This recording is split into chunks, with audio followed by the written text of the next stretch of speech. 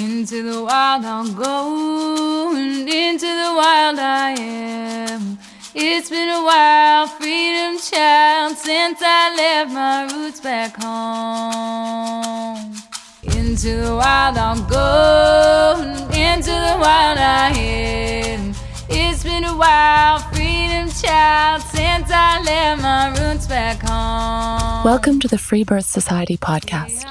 This is a radical space for women who are ready to celebrate their autonomous choices in birth, motherhood, and beyond. Together, we'll learn about wild birth through personal narrative, we'll explore the politics of birth, and we'll analyze everything that relates to our lives as women from a feminist perspective.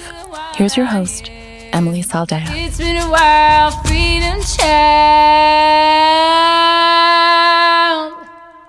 since I left my roots back home.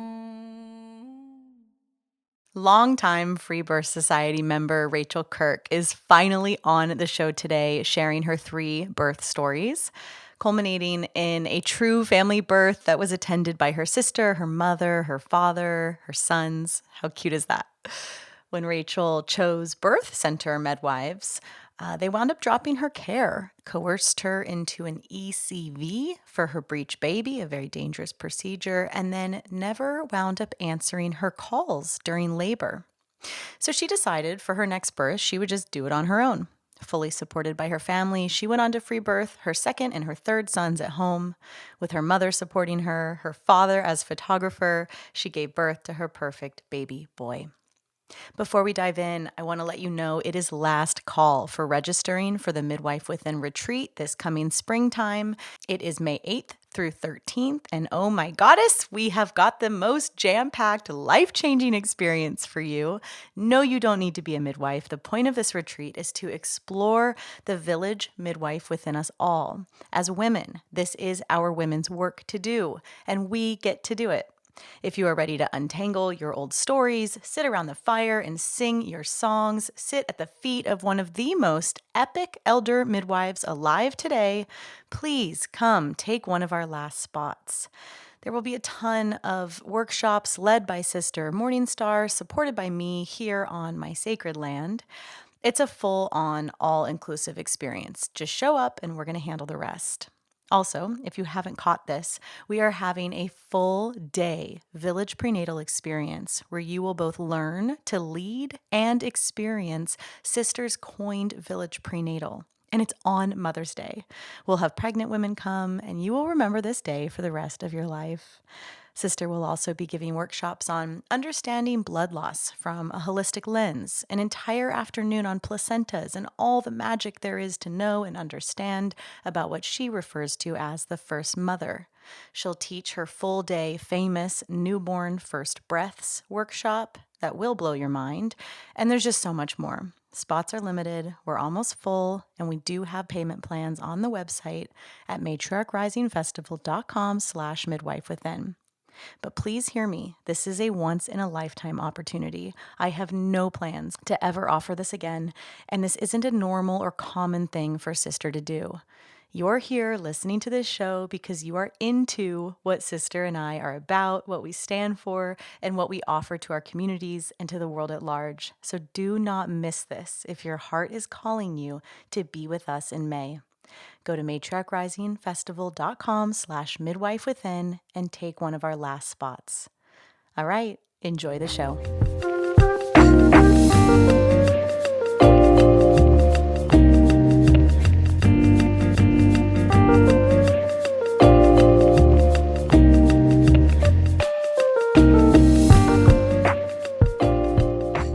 All right, welcome to the show, Rachel.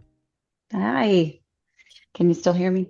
Yeah, excited to have you here. Like I was saying, I think it's a long time coming, and I'm just so excited to hear the totality of your stories as they are today. So take us to the beginning. Who were you before you became a mom? Yeah. Let's see. I was heavy in work before I got pregnant. Before I became a mom, I worked.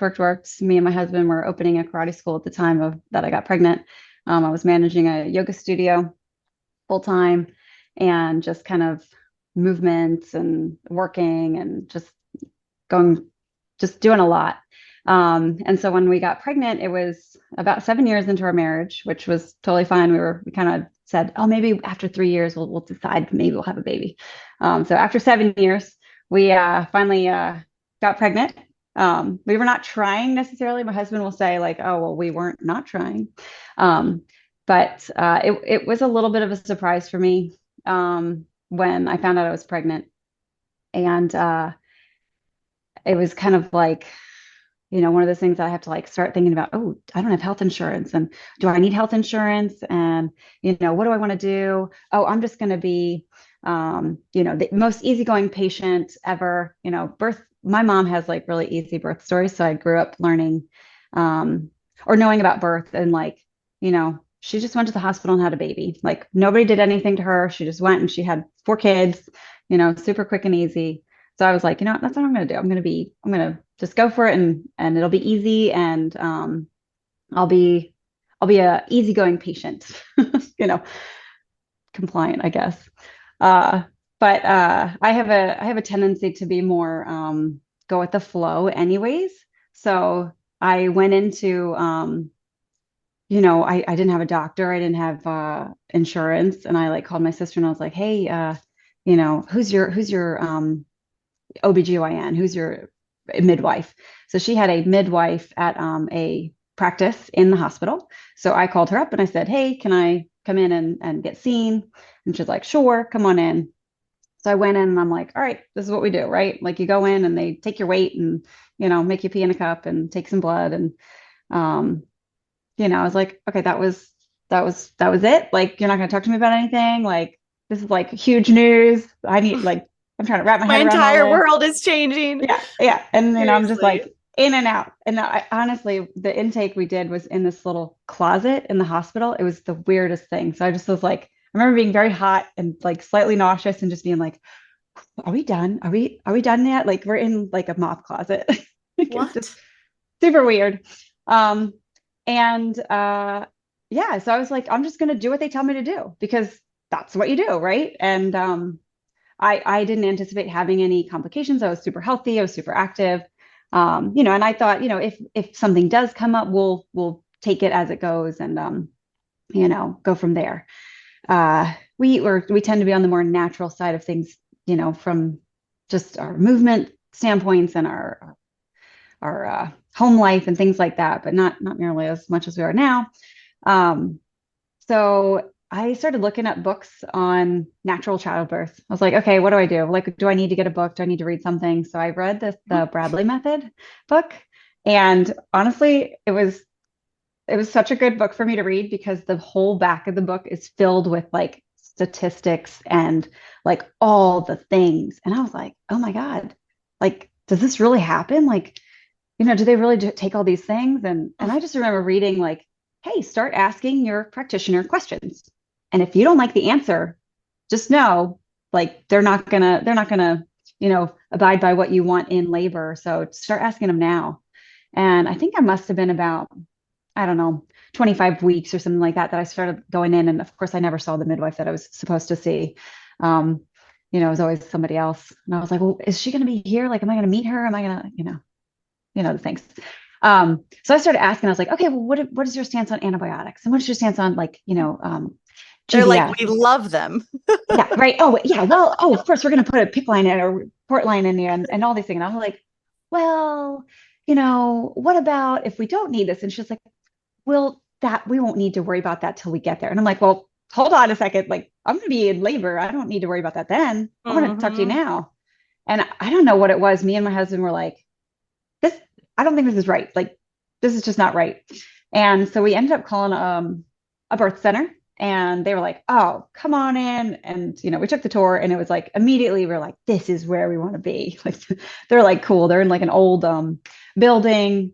And, the midwives are just like, really down to earth. And everyone's like, oh, you do whatever you want and all the things. And I was like, awesome. That's the answer I want to hear. So of course I transferred my care over to them. Everything seemed okay.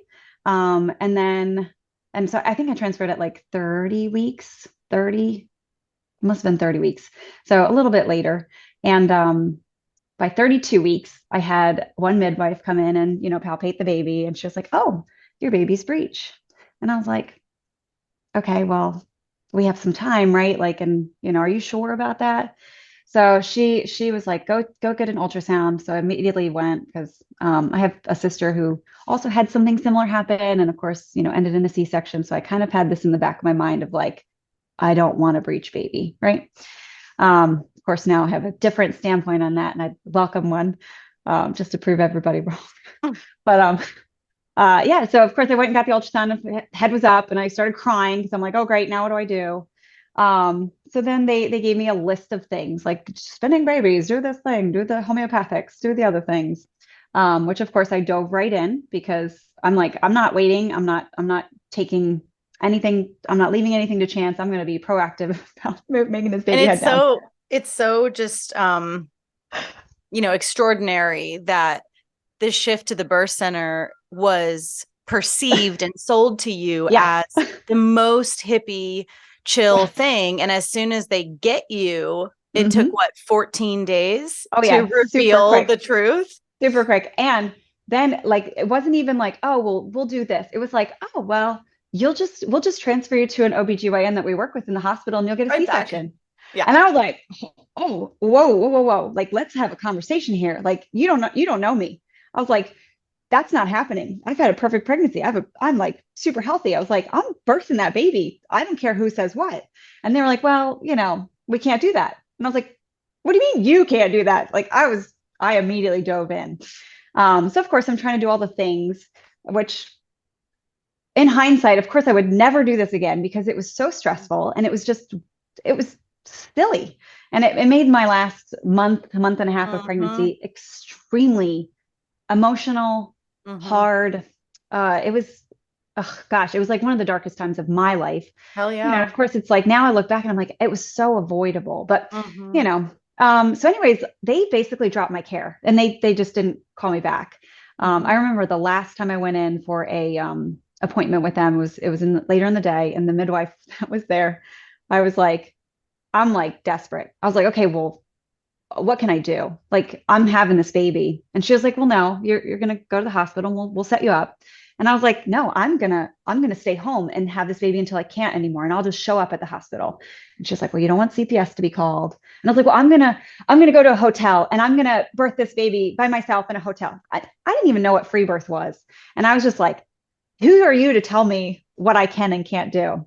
And as I'm like sitting in the room with her, and I was thinking like, I'm like pouring my desperation out to this woman. And she was like, no, like, you won't do that. And I'm like, I don't think you understand. I will. But robots, that to me seemed radical at the time. And, I should have, but whatever. So long story short, lots and lots of other things happened. We went and got a version at the hospital. Wouldn't do it again. And it was successful. And, I was extremely thankful for that. So I called the birth center and said, hey, baby's head down. I'm ready to come back. And they were like, okay, come on in. So I went, had a couple more appointments. Yeah. It was like, everything was fine. Nobody said anything. I was like, you guys haven't seen me in a month. You haven't even called to check up on me, but I should have known then.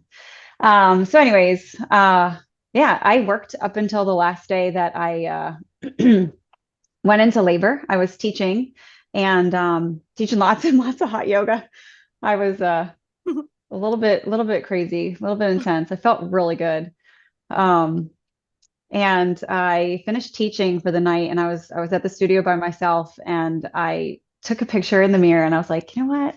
My back's a little sore tonight. I must have overdid it in vinyasa and like teaching all this stuff. And so I went to the bathroom, and of course, here's my mucus plug sitting in my underwear. And I'm like, oh, okay, well, that's different. So I'm like, all right, let me just clean up and go home. And by the time I'm like, my drive home was like 15, 20 minutes. And I'm like in the car, like, okay. Like, all right, let me text my sister. Let me text my mom. So I text them and I'm like, hey, don't get excited. This could be weeks. Like, this is the first, I had no practice contractions. I had no sensations. Like, I mean, nothing. So this was the first time that I'd actually felt like, hey, this is like, different. And I was 39 weeks and 6 days, or 39 weeks and 5 days, I think, at that point. So like right before the due date. Yeah. So went home and I'm like, okay, they tell you to get in bed, get in bed. Oh, I can't do that. So I'm like kind of denying that labor is happening. And my husband's like, I'm going to make you mac and cheese. I was like, no, no, no, that's my labor food. Don't make mac and cheese. He was like, I'm going to make it. And I was like, okay. So I'm like trying to eat it on the couch and can't sit. I can't sit. I'm like leaning over the couch, like leaning on the counter. And I was like, all right, well, let's go to bed. I can't do this anymore. I'm just going to go lay down. And of course, it was like just like right into labor, just thrown in. So within about 2 hours, I was like, I mean, I'm breathing through these contractions. Nobody's talking to me. I'm just like, okay, somebody call my mom, like get her over here. And then I think my husband, Nathan, decided to call the birth center. And because it was pretty intense and it was really consistent. And so he gets the call center and they're like, okay, if you don't get a call back within 10 minutes from the midwife, just give us a call back. And we're like, okay, no problem. It's really early. We just want to let them know. So I'm doing all the things. I'm trying to get in the shower. I'm trying to get in the bathtub. It was terrible. Oh my gosh. I couldn't do anything. It was pretty intense. And then no call from the birth center. So we're like, all right, well, it's been like 30 minutes. Let's give them a call. So we call again. Okay, we'll send the message. We'll let you know. If you don't get a call back, just give us a call back. I'm like, okay. Of course, my husband's calling. I'm probably pacing the floors. I ended up crawling on my knees and my elbows in my upstairs bedroom. And by the time I ended up getting to where we went, spoiler alert, it was the hospital. My elbows and my knees were like bloody. They were so raw because it's oh just my like God. crawling and my carpet. But anyways, yeah, I couldn't really find any comfortable position, but I just was not aware that nobody was calling us back. I was just having a baby, like it didn't bother me. Didn't worry about it. So 7 hours goes by and like nobody calls us and we're calling. And, at some point, Nathan was like, well, what do you do? Like, if you can't get a hold of somebody, don't you have like a protocol? Don't you have like a second number or something? Yeah. So I'm like between contractions trying to look up my email to see if like the birth center sent us like a different number or something. I'm like, no, this is literally the Wait, number. I have a quick question. Yeah. Are you paying this terrible place out of pocket or is this insurance coverage? Insurance coverage. Yeah. I got insurance about 12 weeks into my pregnancy. Because that's interesting to me that like they still get paid. Yep. I'm quite sure. Yeah. Oh, there was lots of billings. They billed me to birth there and not to birth there. And not to birth on the same day. Yeah. Oh yeah. They itemized every single visit. Of course. And charged me for a birth. I was like, wow, whoa. Yeah. The ECV that you had, when did you have that? What gestation? I had it 37 weeks on the day. Yeah. Okay. And that was, I honestly found that to be like my whole story. I'm leaving out a lot of stuff because there's a lot of things. But it was very serendipitous. The person that we met and how we met her and who performed it. I actually really, really like her.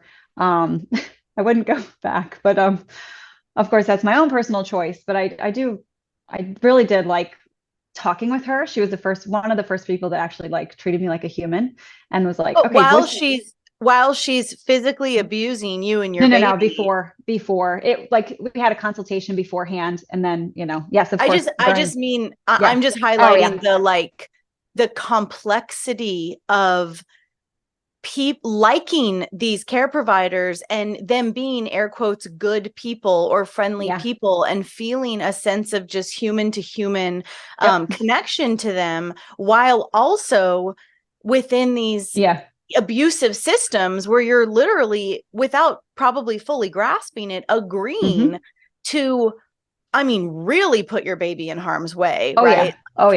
Thankfully that didn't occur with your version, but that is so serious, potentially so serious and also nonsensical for you to fit into this totally ludicrous, rules and regulations of this birth center. And they put you in such a desperate state that you will say yes to something like an external version at 37 weeks. And so, I think it's always so interesting when we feel a fondness towards the people who are actively harming our bodies. Yep. Yeah. It's just wild. It's so complicated. Yeah. And it isn't interesting. You said, like, I did feel like I had no other choice, because the other choice was to stay home. And I actually voiced it to a lot of our family and friends. I was like, look, I'm going to go to a hotel. And I'm going to go have this baby. Like, why couldn't I do it at my house? I don't know. But like, I know it is funny that you have to go to a hotel. Yeah. I don't know. I'm going to make this more complicated. My neighbors, I don't know. Of course, now they don't care.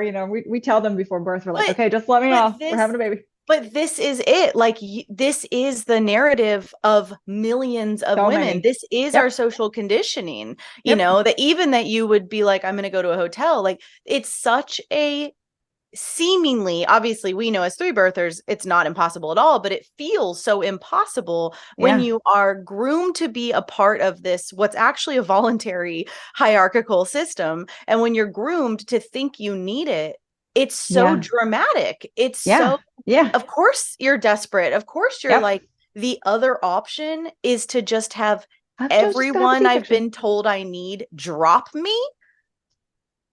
Yep. Yeah. Yeah. Oh yeah. It is. It's wild. And that actually, the version was one of the only times that I felt so out of control in the pregnancy. Even during labor, I felt really like everything was still my choice.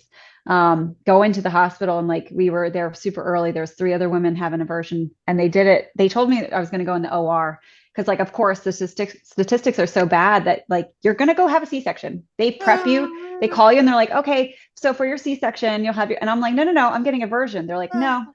It just happens. And I'm like, what? So of course I went first, and it was successful. And during the turning, like, the baby went into distress. My blood pressure bottomed out. And I'm sitting there thinking, all they do is, like, they flip me on my side, they throw a mask on me, and I'm like, whoa, something's happening. And all I could think of is, like, go to my yoga breathing. And I'm like sitting there just like breathing and just being like, all I need is oxygen. All I need is oxygen. And everything ended up fine, but it took about 10 minutes for everything to kind of like calm down. And they tried again, and it happened right away. But like, thinking back, I was like, why would I ever choose to do that? Like, things could have been so different in like a heartbeat, Well, you know why. So, yeah. And, and that's important to presence, because a lot of women listening to this podcast today are where you were then. Right. Yeah. And like you named, you didn't know that you had a choice. Right. Well, and there's no support for that choice, Exactly. It seems, well, of course, now my circle is different. So now, of course, it feels so much more accessible. And I think also just, being much more prevalent, it feels more accessible. But back then it was just like, you're not really hearing of other people. And even in our state, midwifery is just legalized in our state within the last 5 years. So, 10 years now since it's been, but, so we really don't have very many midwives. So that, even in home birth, wasn't even a choice for me, because I was like, oh, it's the birth center, which all of the ladies do, who are like slightly crunchy and slightly like holistic, or you go to the hospital, and that's it. Like, that's all you choose. So of course now I'm seeing a lot more like, oh, home birth, and and free birth actually in our community, which is really cool. But yeah, so so you're bloody, you're crawling around, I'm at home, you've carpet burned. And what happens? So it gets to the point where like I'm like going on the toilet and I'm getting off, and the contractions are just coming, and I'm like, I can't get a second. So my husband's like, all right, we got to go. Like, let's just go. Let's see if they're there. I think for some reason we thought somebody might have been at there, like an on-call nurse, like slept there. No way. So it's January 25th, and it is cold. And we get in the car and we go to the birth center. So we drive about 20 minutes, get to the birth center. It's dark. I get out, and I'm like banging on the door. I'm like, having this baby on the doorstep. I love to dramatize this because, if any of my former midwives are watching, they can feel bad about me standing on the doorstep having a baby. Um, but yeah, They so don't like I care. ended up just like running around the building thinking like, do you see any lights on? Oh Like, my is God. it like, is anybody there? We're calling the call center again. And we're like, okay, we'll just leave them a message. Just let them know that we came and we're in labor. And so I remember my sister turning to me and she was like, Rachel, do you want to go to St. Francis Hospital or do you want to go to Christiana? So there are two local hospitals right here. And I was like, I'm not going. This is not fair. They should be here. I'm staying here. And she was like, Rachel, do you want to get in my car or do you want to get in your car? And I was like, my car. I want to get in my car. And I was like, I couldn't grasp like decision making. It's just like, this is not supposed to happen. Like this, why is this happening now? But also there's like a part of your brain that's just like, whatever, like we're just gonna have a baby. Like I don't care what happens, it doesn't matter what's really happening because you can't really think about that. So anyways, I get in my car and we go to our hospital, the same hospital that we had the aversion at. And of course I'm just like sprinting through the doors. I'm like, I'm having a baby. Let's go. And the nurse that checks us in at triage was like, hey, your baby is named Charlie, right? Like, and I was like, whoa, how do you know that? She's like, I was your triage, I was your nurse in the version. And I was like, what? And she was like, you're not supposed to be here, are you? You're a birth center patient. And I was like, yeah. So she was like, here, let's just, come in the room. She was like, do you want to stay in your own clothes or do you want a gown? I was like, oh no, I'm staying in these. And she was, I don't really quite remember it, but she was great. At least there was some familiarity there. And she like set the precedent for me as a patient that I was not supposed to be there. And I think from then on, everybody was kind of like, she's not really supposed to be here. Something crazy happened. Like, let her do her thing. We asked for a wireless monitor because, of course, they have to monitor you. So we asked for a wireless monitor. And they did a cervical check, which I was, Well, already it's like let her do her thing. right. But within reason, it's actually we're gonna do exactly what we always do, but give the illusion option that you're doing your thing. You're still on ultrasound constantly. You're still getting vaginal exams. Yeah. Yep. And I think like even the vaginal exams, that was not something that I was really aware of. Because they were going to do that at the birth center anyways. And I kind of didn't have that framework to say, like, I don't really need that, I did know that like, it doesn't matter what it is, because it doesn't matter. And they, everybody tells you that, they all know that too, but of course it's still, you got to write it down and, make something out of it. But yeah, so we ended up getting to the room and, I just labored. That's it. We got in the shower. I screamed a lot. It was pretty painful. I had a nerve situation in my left hip that ended up getting extremely intense towards the end of labor from old back injury, old pelvis injury from dance and yoga. And I worked through some stuff after birth, but yeah, during birth, it was intense. By 7 in the morning, 8 in the morning, I think the birth center called the hospital and they were like, hey, we got all of your messages. Now you're at the hospital. Would you like us to send you a midwife to be with you? And I turned around and I was like, yes, like you owe me. You owe me. Give me somebody. Like, I don't care. Yeah. So they sent me a midwife and she was wonderful. She was great. I'd never met her, but she was great. And I think part of it, seeing her was like my brain saying like, oh, this is part of where I was supposed to be. Like that was part of my choice to birth at the birth center. She's like familiar in some way. And all she did literally was validate like every sound I made, every movement I made. She was just like there to be a support. And it was actually really nice. But yeah, so ended up doing, coached pushing for a long time. It was terrible. I ended up almost falling off the bed because the nerve pain in my hip was so intense that my leg basically seized and I couldn't move. And I was holding on to this side to try to like brace the pain that was happening in the left side. And they would be like, oh, okay, you should rest between contractions. And I was like, I can't, like, there's something that's like not letting go. And so for like at least 3 or 4 hours, I was kind of stuck in this position. Hmm. And it just, I went to another place. I went somewhere else.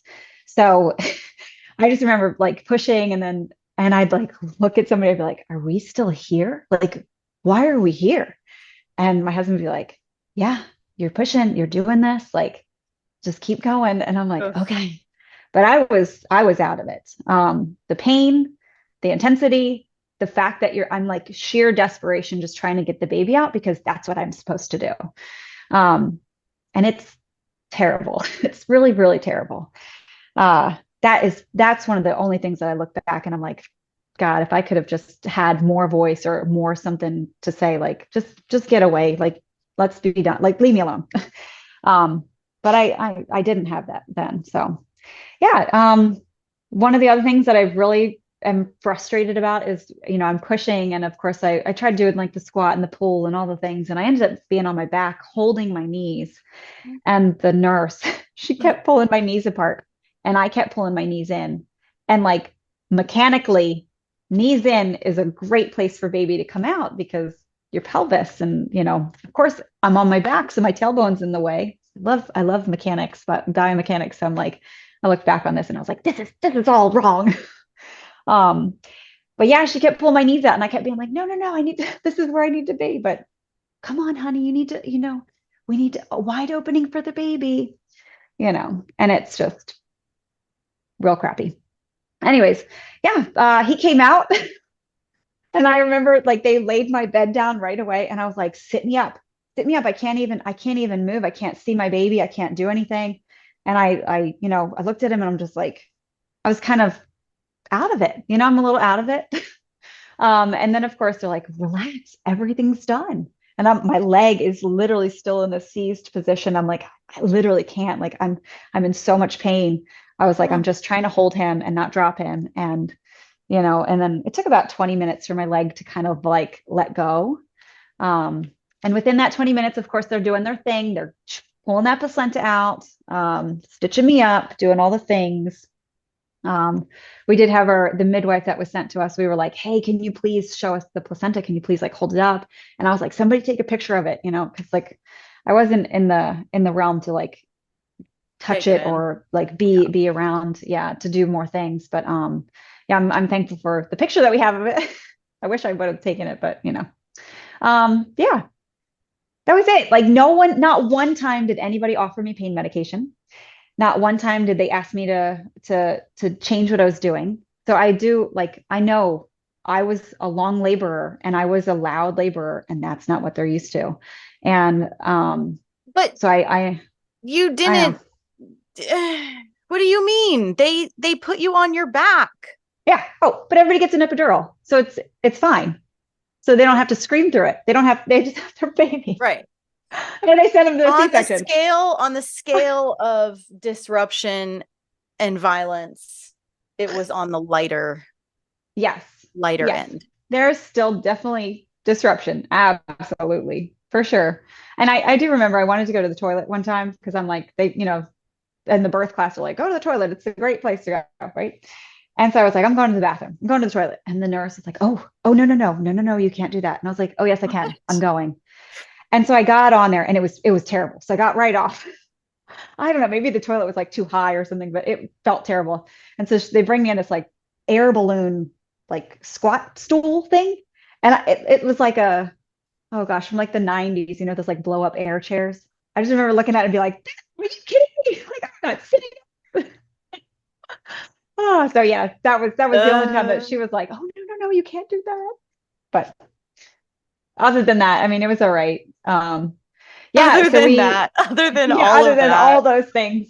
But I mean, I do have to compare it to other people because I mean, literally a year later, my sister had her birth sabotaged and she went to the same hospital and it was extremely different and it was way worse than mine. Mm-hmm. And so, I mean, I walked out fairly unscathed, and I also walked out of there thinking, fuck everybody. I just did that. Like, you didn't answer your phone. I didn't know where to go. My provider just dropped me and I just went and had a baby, So I kind of had this like well, good thing it happened to us because we're so easygoing and we can push through, and I'm just going to do it anyways. Mm. So I kind of walked out with this like pride of, you know, Mm-hmm. like of my story, which I think was, in some ways good, in some ways whatever.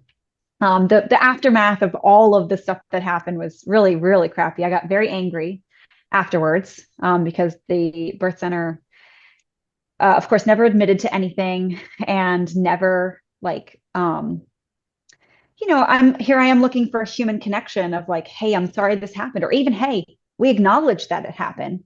Not even, I don't care if you're sorry, whatever, maybe something happened, but just acknowledge, like, see me. And so, of course, they're like, do you want to go back to the birth center for your 1 week post visit, or do you want to go to the OB that saw you? And I was like, no, I'll go to the birth center. Like that. Yeah, sure, I'll go to the birth center. And I shouldn't have. I should have gone to the OB because I might have had more closure with her. Mm. But yeah, it was actually really, really terrible. And I ended up, after about 6 weeks, I ended up scheduling a meeting with them. I sat with the midwife who was on call during my birth. And I voiced all of my opinions. And then we sat down with the owner and again, just kind of let everything out. Now, looking back, it's like, it helped me feel a little bit better, but, it was nothing. It was really nothing. So, um, yeah, but it So really solidified. they never like even got close to admitting that they fucked Oh up. no. Oh no. No, no, no. And Oh, some of the gross. nurses, and everybody knew. Oh, everyone knew. I would walk in and I wouldn't even know people that were there, and they knew who I was because everybody knew what happened. And my sister also was a patient there the year after, and they wrote in her chart, Erin is Rachel's sister. This is what happened. And so they were like, everybody knew what happened, so that there was like a tiptoe, and maybe not necessarily just a tiptoe, but a sensitivity to like the situation that had happened. Um, so yeah, it was just like nurses would hug me, and like I could tell they wanted to say something, but they were like, they couldn't. And I'm thinking, oh, it's all legal. It's all legal. They can't say anything because I could sue. If they admit to something, like what the heck? This is just dumb. Just, I don't know. That's not how I think, but I guess other people do. So I don't know. Yeah, but yeah, postpartum was actually, it was hard. Physically it was hard. Breastfeeding was a little bit challenging, but my mentality is like, it is what it is, and I just do. I don't worry about too much stuff. So I felt like I had a really great time, and Charlie, my first, integrated into our life really seamlessly, and it was just, it was amazing. So it just felt so normal. Looking back, I definitely had some breastfeeding issues that I was just kind of like, well, this is just how it is. Um, but I mean, nothing that really prevented him from getting food or me from nursing him. How much time passes before you're pregnant again? And at what point does birth outside of this system even come into your awareness? So about a year later, my sister birthed. She birthed almost a year later than I did, well, like 2 weeks after. And she walked almost the same exact path that I did, with the birth center, version, breech baby, go to the hospital. And I remember I started listening to your podcast the week that she went into labor. And because of course, like a lot of new mothers, dove into all things birth after giving birth. I'm like listening to all the podcasts, I love like biomechanics. So I'm like anything like um, detail and statistics and, movement mechanics. I'm like, okay, talk to me about birth and talk to me about movement. Talk to me about like, what's normal, what's not normal. So I started diving into all that stuff. And then somehow came across an interview or a podcast that you did with somebody else. And I was like, what the heck is this? Like, okay, let me go check this out. And I was listening to your podcast as I'm on call to go be a support for my sister. And I ended up being a support for her. And it was extremely traumatic. The whole situation was really, really terrible. And I remember coming out of that thinking like, how did this happen? Like, I know so much, and I was her like advocate. I was supposed to prevent this from happening, right? And I couldn't. And I was like, this is ridiculous. Like, even if I can't help her, how can any birthing woman walk in there and fight for what they want? Because it's not just asking, you have to fight for what you want. And then, of course, you're labeled as like, rebellious or Non-compliant, non-compliant. And like, you which don't is want that. dangerous to be Absolutely. labeled So that. so that's like in my mind of like, I know I have to fight, or you have to toe that line so carefully to be like, oh, I don't know, but could you tell me about this? Barf. Can we just have like, pretend they're in charge, but you know what you want. You And I know, don't in want to do, that's not in the me. doula circles that I used to be a part of, they would like openly discuss the strategy of playing stupid Right, as an right. actual strategy, and that you were to teach that to your clients, that Yep, it was like a conflict adverse strategy. Oh my yeah, God, that just yep. so I mean, we actually ended disgusting. up using that at the hospital when we were there. I didn't, but my husband, he was like, he knew everything. And they'd come in with the like amnio hook and he's like, "Oh, can you tell me about that? Oh, I can we just wait on that? Like, can we just see how things go?" And of course, he knows exactly what's happening and he's like on high alert for anything out of the ordinary to just kind of like be the buffer. So there may have been more things that happened that I wasn't really aware of, that he kind of just kept outside of that realm. But yeah, of course, he had to pretend that he didn't know what was going on and had to like, play their game. But yeah, so after I walked with my sister through that whole situation, I was let me think. I got pregnant a couple months after she gave birth. And I remember thinking like, okay, well, I obviously am not going to the hospital. That's not where I wanted to be in the first place. And do I even feel comfortable trusting the birth center? Like, I know I don't trust them. I Oh, know that. But is that the only option? And you know what? It's so funny too. Like, why didn't I think of home birth? Like I actually spoke with a midwife during my pregnancy with Charlie. Because I was like, I explored every option when I had his breech. I called every provider in the state. I called every midwife. I'm like, who's gonna help me? Nobody. But yeah, I don't know why that didn't cross my mind. And I remember driving to work and I looked at my husband and I was like, we're just gonna stay home and do this by ourselves. And he was like, so yeah, when you say that you didn't consider home birth, you mean you didn't consider a home medical birth. midwife attending you Yes, at home, with a midwife. Yes, yeah. I'm thinking home birth as like the whole package of midwife. Yeah. which we have to Um, decouple yeah, you're in our right. You're right. language, you know? Yep. Because I had lots of home births. Exactly. You Oh, actually did consider and choose home yeah. birth. Yeah. And I just remember like looking at him and saying, like, we're not going to the birth center. We're just gonna do this by ourselves. And like he was like, yeah. And I remember feeling like this weight lift, and not because of like, ah, great, I made a good choice, but like I don't have to fight anyone. I don't have to defend my choice. I don't have Right. to explain why I want to do something, because it's so out of the ordinary. Um, and I'm like, even as simple as like, I just don't want you to tell me what to do. I don't want you to tell me what position to get in. Like, what? You can't do that. So that was it. I mean, of course, it was like years in the making of listening to the podcast, walking with my sister, kind of unpacking my own birth and my own like body stuff um, for about, a year and a half after Charlie was born. That led me to like, that's it. Like, there's no other choice. Um, it's easy. It was easy to make that decision. And honestly, my family walking, we have family births in our house because, my mom and dad are always present, and like my sister's there and her Cute. her husband's like walking in right after the baby's born. It's just like everybody's there. But like when I told my family, my mom's like, good, I'm glad. Like that's absolutely the right choice. She's like, there's no other option for you. And she looks back on it and is like, I wish I had more information to make those choices too. Yeah. So of course she was like right there. And um, obviously my sister was the same. Like we didn't have to explain anything. Like nobody cared. Everyone's like, yeah, right. Like, of course, why would you choose anything else after what they Cool. did to you? But yeah. So of course I get pregnant with Edsel.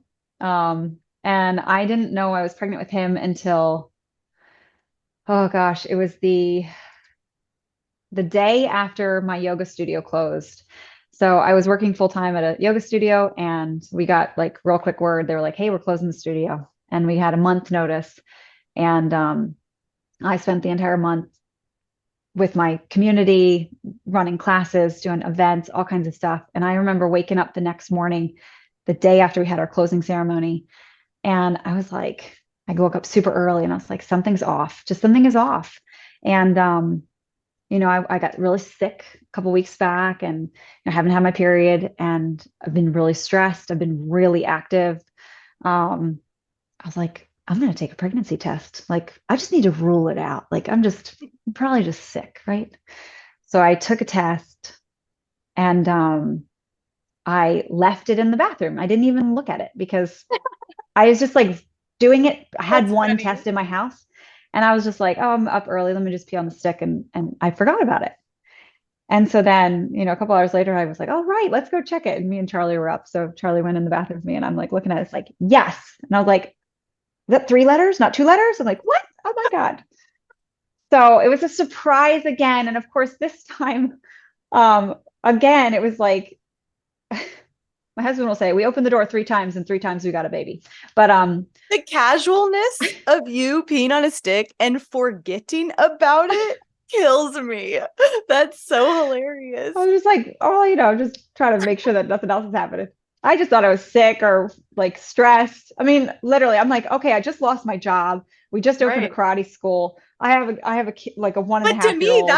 but like any pregnancy test I've ever taken, I'm like, oh, until I see the result. I can't imagine walking away and forgetting. Yeah. So funny. Okay. I don't So know. then what happened? Yeah. So, yeah, I tell my husband, it was just like a wild time because I'm like, what are we going to do? I don't have a job anymore. And honestly, I looked back and I was like, you know what? I was so busy during my pregnancy with Charlie. I mean, I took on too many jobs. We were moving our school. I was running someone else's school. I mean, I was in too many places. And I was like, I just didn't have time to really appreciate what my body did.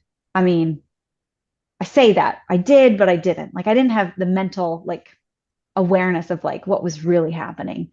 And I was like, you know what? Next time I get pregnant, I'm slowing down. There's something's got to go. And I'm gonna tune in, and I'm gonna be with this baby. And it's so funny because of course I lost my job the day before. And then here I'm pregnant. And then what, 3 months later, we're in COVID lockdown. So we closed our school for a little while. We're working at home. And I had lots of time to just be pregnant. It was amazing. I was pregnant, like highly pregnant through the summer, which I loved. I would have a summer baby any day. Um, his pregnancy, no nausea, no nothing. Like, I mean, it was fairly easy. I was teaching from home, teaching yoga from home for a little while, and that was challenging sometimes. And I'm like, got a microphone in, I'm okay, guys, doing my poses and like trying to breathe and talk, and that was a little challenging. But yeah, I started having contractions around like 20, 25 weeks. No, like 25 weeks. I remember with him, I think his placenta was anterior, so I never really felt movement until around 20 weeks. So I was kind of like in the first realms of real unknown. And I was like, oh, I'll be fine. I'm pretty not, I don't really worry about a lot of stuff, but I think around maybe 14 to 16 weeks to around 18 weeks, I was like, is there a baby in there? Like, is he still, or are they still alive? Like, Mm-hmm. I started having those like thoughts of like, well, I mean, I could miscarry this baby. I could Yep. like, and it was just Or a it could have weird already space. happened Right. And and I'm you just don't waiting. know because it can Yep. take months to release. I know Yep. it's so heady. Yeah, and of course I'm listening on the fetoscope, but I couldn't find his heartbeat because I think his placenta was like kind of there. I was hearing the placenta and things like that, but I never really found his heartbeat. And his movements were very like it was so much longer. I started feeling Charlie, my first, at like 14 weeks, 12 weeks. I mean, like so early. I was like, oh, I can see it, you know. And with Edsel, it did not happen like that. So I kind of was sitting in that unknown and just being like, I'm okay with this. I'm really okay with this. I just have to kind of like integrate that worry a little bit because it's okay. And it's normal. And like, what would I do? I wouldn't do anything. So that's the end result of that. So I let it come in, I feel it, and then that's it. Yeah. So it was pretty easy pregnancy. I got pretty tired at the end, like really, really tired. I mean, walking up a flight of stairs was like the end of the world. Standing up to do things was hard. I was tired. Um, yeah, so moving into his birth, it was early August. Of course, I'm giving everybody like, oh, it could be early July, it could be September, who knows? Like, we don't know when this baby's coming.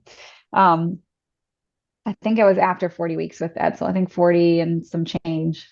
And my water broke in the middle of the night, and I got up to pee, and I like stood up, and I was like, oh, so I like leaned over so it wouldn't gush out, and I like got my husband up, and I was like, hey, give me a towel. So I like waddled to the bathroom, and I'm like, okay, that was my water, like definitely released. So I like put a pre-fold in my underwear and just went back to bed. I'm like, all right, we're fine. Let's go back to bed. And I woke up the next morning, nothing, like no sensations, nothing. So I was like, all right, well, let's get some stuff done. Let's cook some meals. Let's go vacuum the car. Let's go. I was doing all the dumb things that, probably vacuuming in the house 15 times. Everything that I could do, I was doing, all while leaking slightly all day. I wonder why you were so tired at the end. I know, right? Well, who knows? I like to vacuum a lot. Oh gosh, yeah. But then I started getting antsy, and I'm like, oh, let me step back. I was very tired, and I went and I ordered myself a blood test because I was like, look, I just want my levels. I just want to see, what it would say. I went and I don't know what I was thinking, but I went to the lab, and they handed me a cup, and they were like, here you go. We get all the tests, like, because I just called my primary care physician. I was like, hey, just order me some blood tests. I want to go get a blood test. And what she had ordered was like the whole pregnancy thing, because I had done nothing. And I didn't see any doctors. I didn't see anybody, didn't go for anything. But I wanted those levels tested, and I peed in a cup. And I remember going in the bathroom and being like, oh God, this is why I don't want to do this. Like, this is terrible. Who can pee in a cup when you're like 40 weeks pregnant? Like, this is ridiculous. And looking back, I also am like, why the heck did I do that? Right. I didn't need it. I didn't want that. I was like, why did I do that? I just took the cup and did it. And maybe I was like, well, maybe it'll tell me something about why I'm so tired. Oh, maybe because I have a baby. Yeah. So when they got my results, of course, it was sent to my doctor. They called me, and it was one of their nurses, and she says, hey, we just want to let you know that you tested positive for GBS. And I was like, okay. And she's like, so we recommend you go seek care with a OBGYN and give birth in the hospital under antibiotics. And I was like, okay, thank you for your help. She's like, well, can we schedule you to come in? I was like, no, that's okay. Thank you for your opinion. Yeah. I was like, well, I forget what I exactly said to her. I was like, oh, well, thank you for letting me know, but that doesn't change my decision at all. Like, I'm still going to be at home. I'm still going to have this baby here. Thank you. And she's like, oh, well, and I was like, I know, thank you. And that was it. Well, of course I did a quick deep dive into, okay, well, what does that mean? Because if it's in my urine versus a swab, it could be something else. So I, of course, I went back and watched the module on GBS and Freebirth Society, Freebirth course. And then I read the evidence-based birth article on GBS.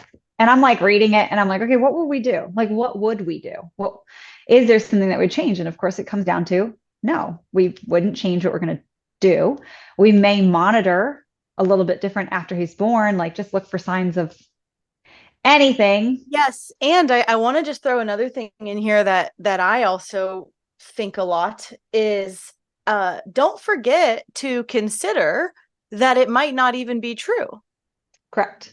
Yep. Right? Like, now that I've become friends with so many nurses and medical midwives that have left, I am even more aware of how much, pee samples are mixed up, how unorganized things can be, like how many just human error. It's like, is it even actually true? And how do we know that? And who am I when I believe that it's true? And that is, Yeah. I think, an interesting thread in all of this when there's a Yeah. diagnosis. It's like, Yeah. maybe. Right. Yeah. Oh, yeah. So that was that. But I think part of my waters being open for over 24 hours, I was like, oh, that risk, the that increases the longer your waters are open.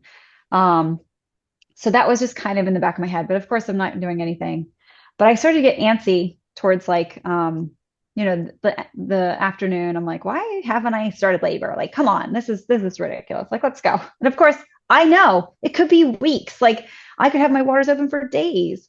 And I knew that. And I had like worked through some of that. But of course, in the moment, I was like, come on, let's do something. Um, so I invited my family over for dinner, of course, like let's just do stuff. So we had dinner and then all the kids are running around. And then at 9 o'clock, I was like, everybody's got to get out. Like, I need to go to bed. Like, everybody needs to leave. Like, see ya. We went upstairs, we blew up the pool, and I was like, get in bed, go to sleep. I was just like, go mode. And I went to bed. And 2 hours later, I started having contractions. Um, so I don't know if it was just like my body being like, hey, get to bed, like things are starting to happen. So who knows? But I ended up waking up at like 11:30 or something in the evening. Um, I labored in the bedroom kind of quietly for a couple hours. Of course, my 2-year-old was sleeping on the floor next to us, and my husband's in the bed. Um, and I think by like 2 o'clock, I was like, all right, this pool's got to get filled up. Like, I need to get in now. Like, I need something. So we moved my son to the downstairs. Um, and then my husband filled up the pool. I got right in. And that's where I stayed. I did not get out until I had the baby.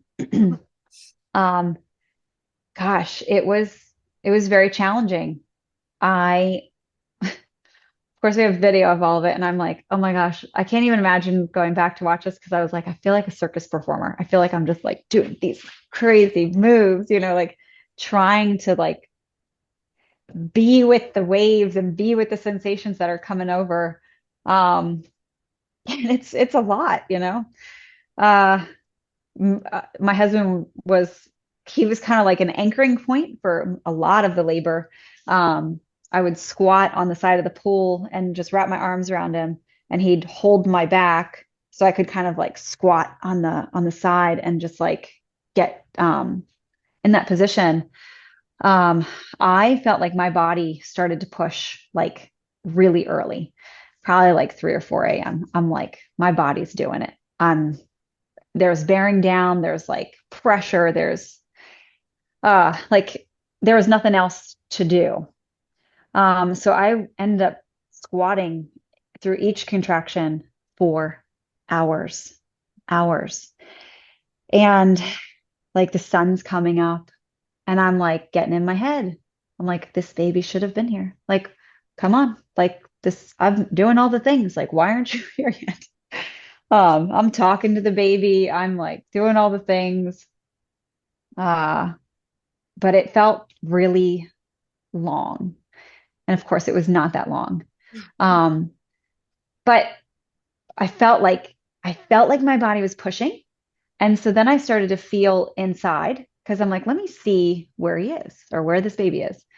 And I can't feel anything. Like he's so high up, just like so high up. So then, of course, I'm like, great, he's not even low. And here my body's pushing. I feel like my body's pushing.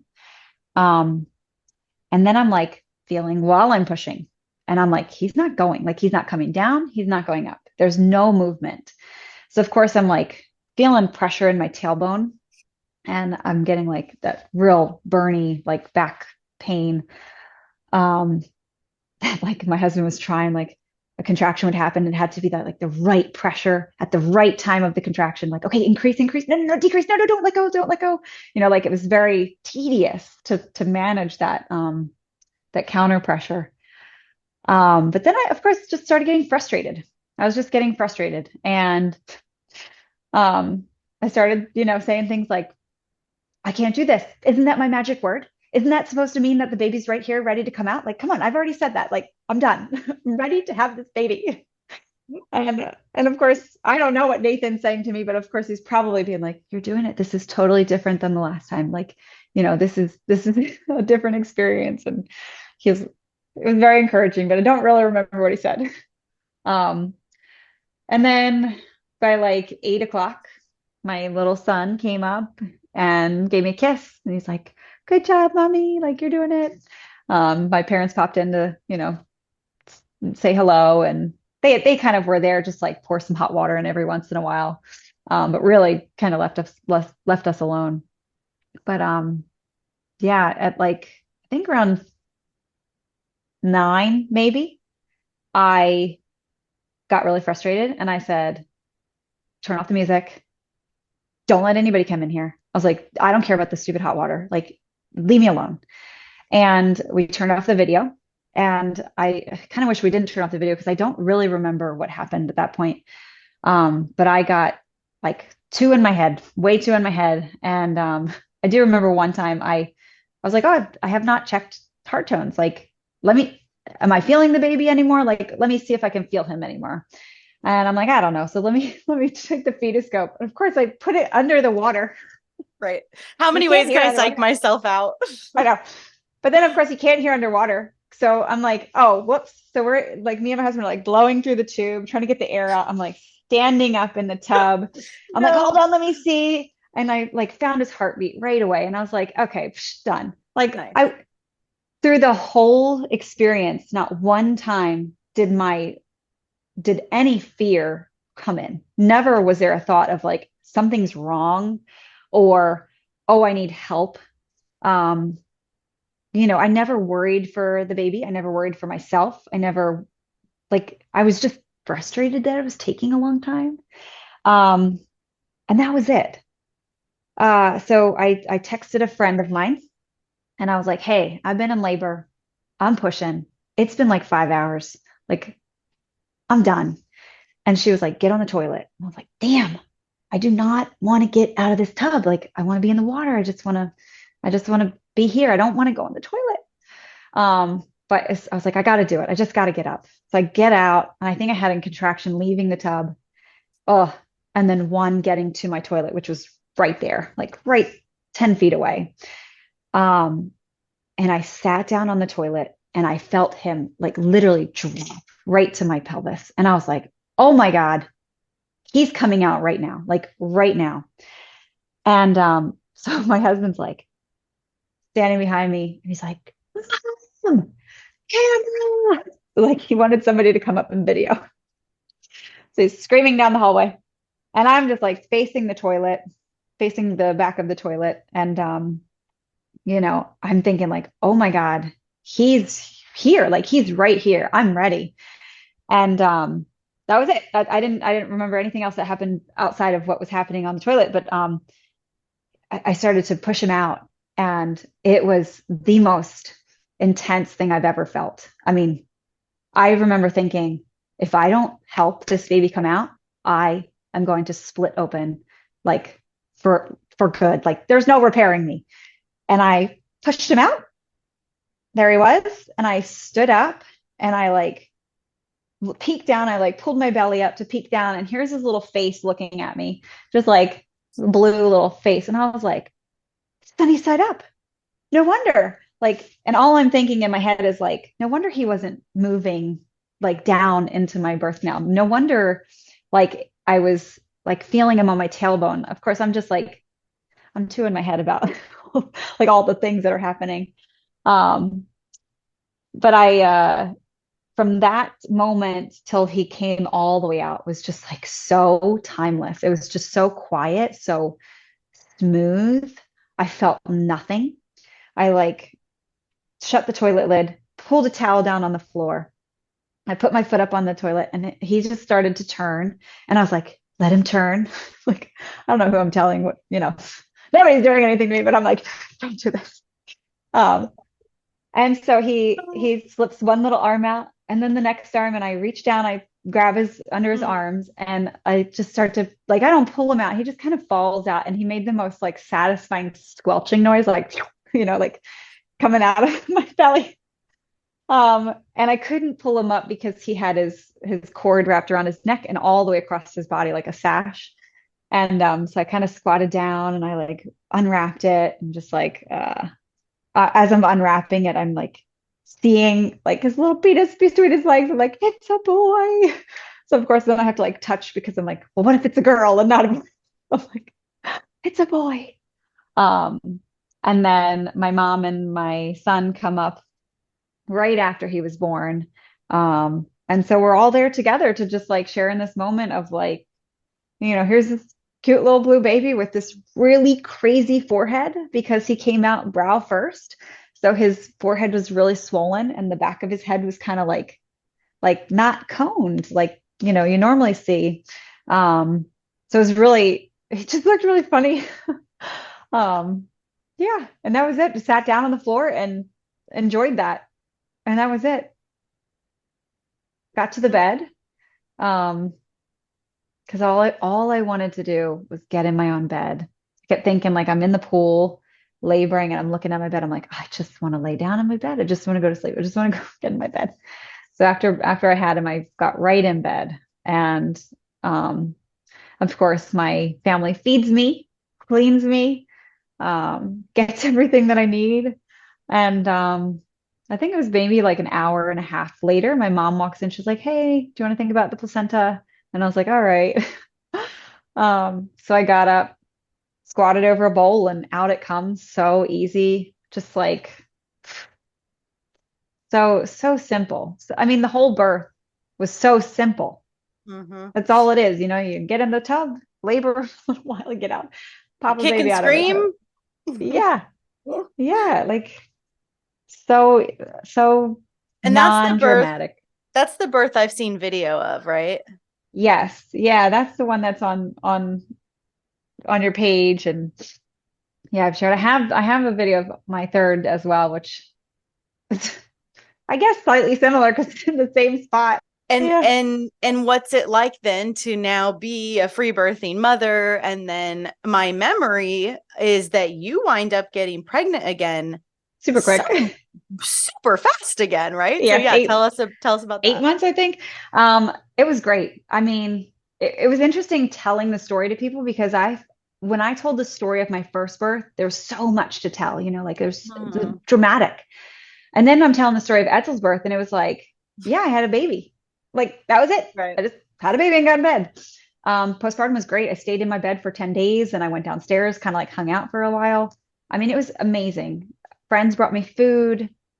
So I definitely was very intentional about my postpartum with my second versus the first.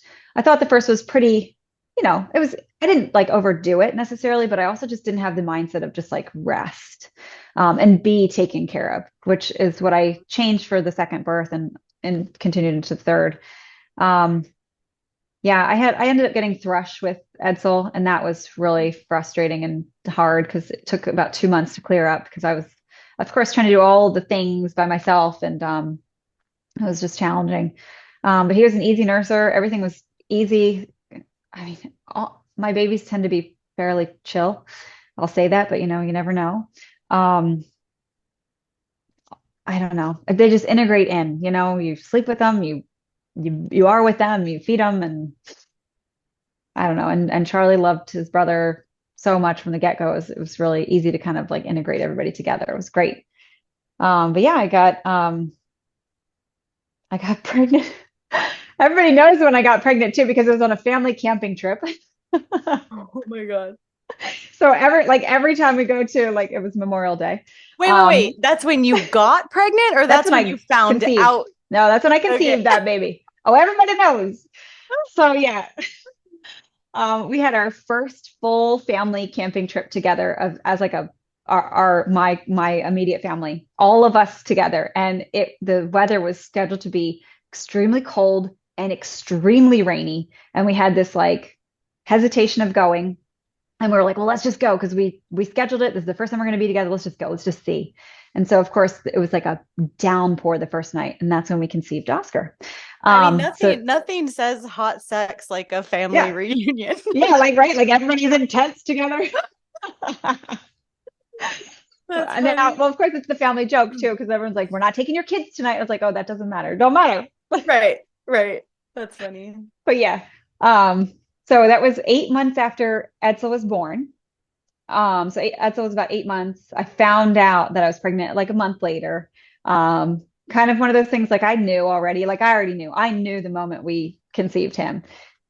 And it was just kind of one of those things like to confirm. We went out and bought a pregnancy test and took it. And I didn't want to look at it, the test, because I was like, I was happy, also like I was excited, but I was also like, oh my God, we got to get a car that will fit 3 car seats. And we got to, we live in a 1 bedroom townhome. Like, what are we going to do? So reality was sinking in, and I was kind of Hmm. like, oh my God, Edsel's a baby. Like, he's my baby. What am I going to do with another baby?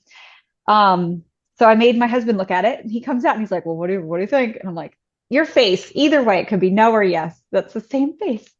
And of course, it's yes. Um, so I'm like, oh my God, we got to get a car. That's the first thing I was thinking of. But yeah, pregnancy with Oscar was again easy. No nausea, no sickness. I at times would forget I was pregnant because I was Hmm. still like with my baby and working and coming out of like this COVID, shutdown stuff and trying to get our business back up and running. And I really just didn't experience any like, you know, hindrance in pregnancy, I guess. No like slowdowns. Towards the end, oh my gosh, my pelvis was like I definitely felt the physical sensations of getting pregnant really quickly after birth. So I was I was a little achy. It took me a little while to stand up when I'd go to the bathroom in the middle of the night or wake up in the morning. Um, so I was definitely slow. I was slow. Um, which I again just consider a time to slow down. If I can't move that fast, then I don't move that fast. Hmm. So, which is always a practice for me because I like to I like to go. Hmm. Oh, so yeah, it was what was needed. Um, yeah, and so for Oscar's birth, let me think. Uh, I set up I had my sister gave birth 4 months prior to my third son being born. So I was able to witness her son being born at home by Oh, themselves. good. Redemption. I know. Good. And it was amazing. It was amazing. And so after that, I held a mother blessing for her with her friends and family, and we held one for myself, and that was really nice. It was so cool to have all of our group together, and just that special time, which I did not have with the other two. Um, and you'll see it in pictures, but like they made me a string of beads. So we go around the circle, and each girl brought a bead and strung it onto a string, saying something, that they wish for the birth or for me or whatever. And my mom incorporated like a macrame hanging, and so I like hung it over my toilet as like a temporary hanging place. Totally. Because I wanted to hang it in my bathroom, but it ended up being like right over my head as I was That's birthing funny. Oscar. But yeah, so I shared my birth vision on at the blessing, and I always think about like birth vision as like so hard to grasp because I don't want to hold on to something that I don't want to try to manipulate it. Let me put it that way. I want to stay open. But I was like, okay, well, let me see if I can voice some wants. Like, what would I want? And I was like, I'd love to sleep and I'd love to wake up and know that I'm in labor and then just like wake up the next morning and like most of labor's done. And I'm like, I'll just get into it and do it. Right. And I'll just wake up and have a baby. General, that's what I want. And I kid you not, that's exactly what happened. Mm. So I went into labor at like 2 in the morning, I think. Oscar was 40 weeks and 6 days, so almost 41 weeks, I think, from his conception date. And I went right back to sleep. I'd wake up every like couple minutes to, you know, feel something, and then I'd go right back to sleep. It didn't really bother me. And so when I woke up, my little Edsel climbed over me and said good morning. And I'm like, I'm still having contractions. Like they're pretty consistent. I'm like peeking at the clock. Like I know they're happening like every 10 minutes or so. So I was like, I wonder if I get up, it'll stop. So I got up, went downstairs, had breakfast, and I'm like, okay, we're having a baby. Like I'm feeling it now, like the normal wrap around the back, down the hips, like it's happening. So I'm like, all right, guys, it's baby day. I'll tell everybody because the party. So I messaged a couple people and told my sister, told my mom, called my dad at work because of course he's my photographer. I was like, "Did you bring your camera to work? Are you gonna be able to get your camera?" He's like, "No, I'll go get it." Cute. And then my lovely sister just showed up at my house and she's like, "I'm gonna take Edsel. I'm gonna take him home so you can just do what you need to do today and get have some time. If you want him back, just let me know and I'll bring him back." And I was like, "Okay, thank you." Aw. So she came over at like 9:30, I think, to pick up Edsel. And we're just like, making breakfast and doing silly things.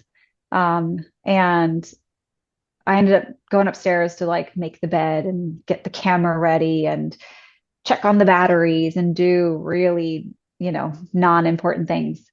But I really think that helped my brain stay out of labor land. And I'm like, I'm just doing life. Um, my husband started blowing up the pool because he wanted something to do and filling that. And it was an awesome labor, like really awesome. Mm. I was like just walking around. I'd lean over the bed, I'd lean over the dresser, I'd squat, I'd get on the bed, go into child's pose, I'd scream into the pillow. Oh my God, that felt so good. Um, at one point, I got the birth ball. I had somebody go get my birth ball that was in my basement. I'm like, I want that. Like, I never sat on it ever, not through pregnancy, not through labor. I was like, I really want that. Got on that, started moving around on that. And that was probably about an hour. And then I laid on the bed because things got pretty intense. And I was like, I had some fears going into Oscar's birth about resisting. Like, I didn't want to resist sensation. I didn't want to resist labor. I didn't want to say no. I didn't want to avoid what was happening. And that was my only fear. Like, I don't want, like, if it is 5 days, like, I don't want to get in my head about it. I just want to welcome every single thing that comes. So it started to get intense, and I was laying on the bed, and I kept thinking, like, okay, how do I rewrite the mantra? Because all I want to say is, I can't do this. I can't do this. And I didn't want to say it. I didn't want to think it. So I just kept saying, I can do this. I can do this. I can do this. I can do this. And my 5-year-old or my 4-year-old, I guess Charlie was 4 at the time, he'd run in, peek underneath my nightgown and be like, "Is there a baby?" And I'd be like, "No, not yet." And he'd rub my back and he goes, "You can do this. You're doing great." And he'd run out and just like super quick in and out. And so I just was like, I just heard him say, "You can do this." And I just kept saying, "I can do this. I can do this. I can do this." And I just kept thinking, every contraction, that was one that I just did. That was it. One done. Because one of the things that I really regretted hearing at the hospital birth was, "Just one more. You only have to do one more. You only have to do one more." I'm like, that's a freaking lie. I'm going to do this. You don't know how long I'm going to do this. And don't tell me that. Like, that's what I'm hearing. So I knew I didn't want to think, "Oh, just one more. I just have to get through one more." Just have, no. Right. Like, But I one just did down. one, but I Yeah, just did one down. Like, that's exactly. closer. There are a finite number of waves. Yeah. Yeah. So I kept thinking that, and I was as still as possible. And that was so challenging. Um, it was very out of my like norm to just try to be and not let anything happen. And I was able to do that for maybe 20 minutes, 30 minutes. I don't know. And then I just was like, all right, I guess I need to do something different. Let me get in the pool. But instead of getting the pool, I was like, I probably should poop before I go in the pool. I should probably just, pee and get everything out. So I went to the toilet and I never left. I sat down and my water burst into the toilet, just like burst. It was crazy. And me and my husband looked at each other and were like, "Oh my God." And he was like, "That was so cool." And I was like, "Yeah, that was, oh man, too bad we didn't have that on video." Um, and so he went to go grab the camera to put it in the bathroom. And I'm like sitting there like, all right, let me just keep going to the bathroom. Let me just, see if I can get something out. And I think Nathan said, "Do you want your dad to come take pictures?" Because they had not even said hello to me yet. They hadn't even come upstairs. It's only been like 2 hours since my sister left, or 2.5 hours since my sister left. And I was like, yeah, I guess so. Whatever. Like, it's not going to be very peaceful because I'm starting to get like real vocal. And I don't know why that mattered, but I was like, it's not going to be very peaceful for everybody else. And I guess in comparison, because when my sister birthed, she birthed like a goddess, and it was just like so so quiet and serene. I'm like, that's not me at all. But anyways, yeah. So my dad walks up the stairs, he grabs his camera, and I'm on the toilet, and I'm like, whoo, and I'm like, oh my God, like his head is coming out. Like I Ow. didn't even think that he was close. I didn't check myself. I didn't feel anything. Whoa. And I'm like, oh, I think his head is literally coming out of me. And of course, I'm just like, everything's gone. I don't see anything. My dad was taking pictures, and in the video, you can see like flashes from the camera. I didn't notice anything. Um, and I was trying to channel my sister as his head was coming out, because my sister breathed her baby out, and I was like, just don't push, just breathe. You can do this. And I was thinking, like, I am dying. I'm dying. I'm literally dying. And I think those words came out of my mouth. I was like, I'm dying. I'm dying. I'm dying. And then here's his head. And I was like, oh, like just this visceral, like sigh, so different than Edsel. And then it was like sheer pain, like so different than what Edsel was like bliss. Like I didn't feel anything, no pain, no nothing. He slipped out. Oscar was like, oh, it's so different, so different. And I like kind of stood up. I'm like resting my hands on my thighs, and my body's pushing his body out. And I was like, oh, I just kept thinking like I'm dying. That's the only thing I could think of. Like it wasn't like I'm tearing, I'm hurting, I just like, I'm dying. I'm literally dying. And then he came out, and I just picked him up and like scooped him right to my chest. I sat down on the toilet, and I just kept thinking like, that was so quick. That was so like, I'm done. I'm done. Oh my God. Like it's only been like, I didn't know what time it was, but it only been a couple hours. And I'm just like so thankful that didn't have to push for 5 hours, or, it's the things that you think back on. But, and I just remember thinking like, this is my baby. I know this baby. Like, and I had no idea if it was a girl or a boy. And I was just like, I want to experience this baby the same way I felt it inside, like without gender, without, sex, without whatever, like I know this human, and I just wanted to hold him on my chest and like not let anybody see. And it was just like kind of coming back to myself, just this, like, oh my God. And just like sitting there. And I think it was about 2 minutes, and I'm just living in this moment. And I don't know what's happening. And then my dad goes, um, I don't want to like, but is that the placenta? And Nate's like, oh, and I was like, immediately snapped into reality. And like, here's my placenta coming out in the toilet. So I'm like, oh, grab a bowl, blah, blah, blah. My mom's like, where's your bowl? And I'm like, I don't know, in the cabinet. So she's running down the stairs. My dad's like trying to find the bucket from the tub, the pool that we blew up. And I'm just like, just grab a Chuck's pad. I'll do it on the Chuck's pad, whatever. And my mom comes sprinting in with this big popcorn bowl. It's got like flour all in it. Who knows what was. She's like, that's what I have. That's what you have. Midway like, through a birthday cake. I know, like, take the bowl. Here's your placenta bowl.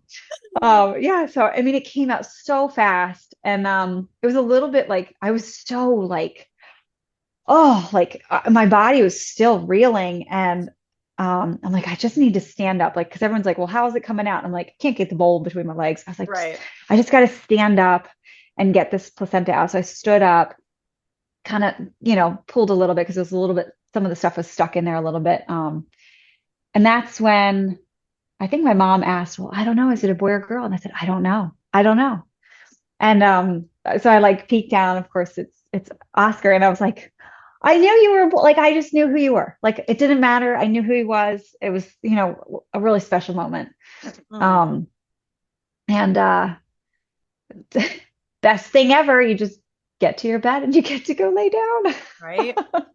Surrounded by Yeah. your family. Yeah. So it was very similar. They fed me. Some more family came over. For both Edsel and Oscar, we did a cord burning ceremony about 4.5 hours into, birth.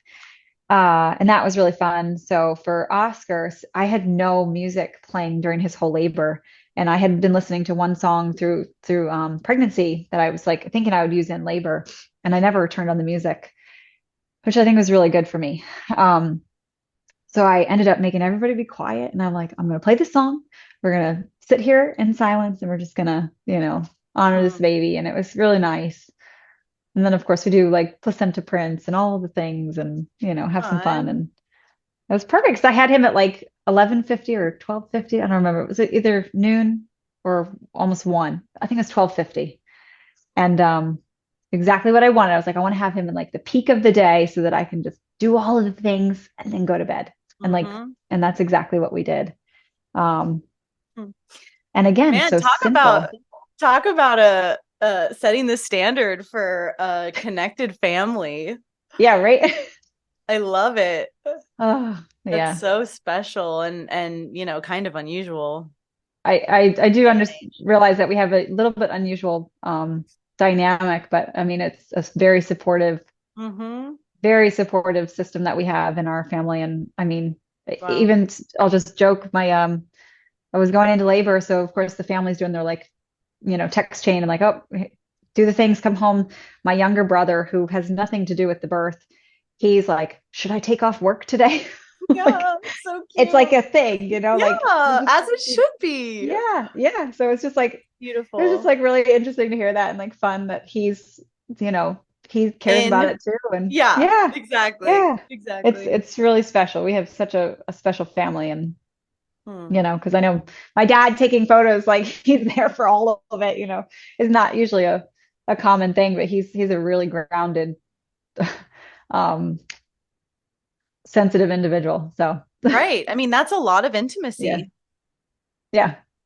Beautiful. And I never thought twice about not having him there. He came to me when I asked him to be there. I said, I'd like you to be there. And he came to me later and he says, I just want you to be sure. He's like, are you okay with me being there? He's like, I'm not scared or anything. I'm not worried. But he's like, is this what you want?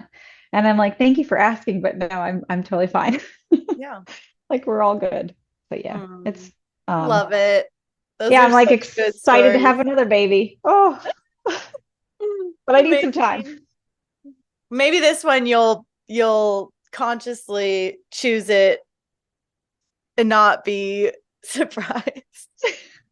Not that anything's wrong with that. Just usually the friends I know who all of them were surprises that they're like, I just need one. Yeah. That I'm like, this is it. Yeah.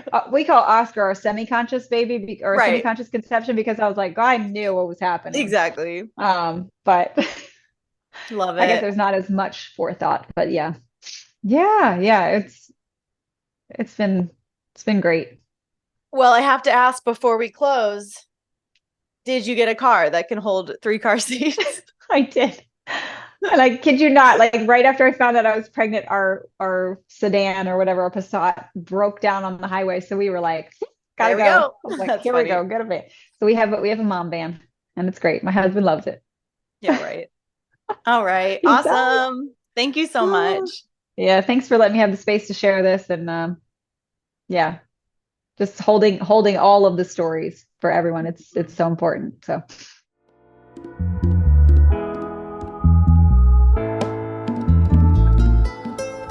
I hope you enjoyed the show today. You can support this podcast by donating to it on freebirthsociety.com and leaving an awesome review on whatever platform you listen on.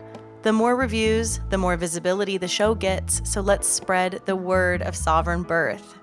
We've always got a lot going on at Free Birth Society, and you can find out about all of it at freebirthsociety.com, at Free Birth Society on Instagram, and opt in to my newsletter below in the show notes. We offer courses on free birth, authentic midwifery, and the blood mysteries, as well as one-on-one coaching, in-person retreats, and of course, our annual Women's Festival. Our exclusive, vetted, private membership is definitely something to check out if you're looking for a community of wise sisters. Together we rise. We must speak our stories, claim our lives, and support one another. This is the living revolution, and I am so grateful to be in it with all of you. I'll leave you with our epic Free Birth Society theme song, Wild Woman by Aruba Red. I honor you for the wisdom you held, the ancient traditions of plant medicine and womb magic. I feel the spirit of the ancestors as I place my hands upon my belly. This sacred portal will be honored. Eons upon light beams of survival, withstanding the eradication of our power by design. I will not allow the separation of our young to be forced upon me. My sisters will no longer birth in captivity. The picket line redefined from burning our wild women to paralyzing us and drugging our babes. Strapped down in a clinical white bed, drying up the milk from our breasts. Keep your needles. My family will never again be doomed to chase those dragons or your poison. We reject your fear. We choose love. Everything with intention. Death, ascension. I will fly and bring her back from the stars. Conscious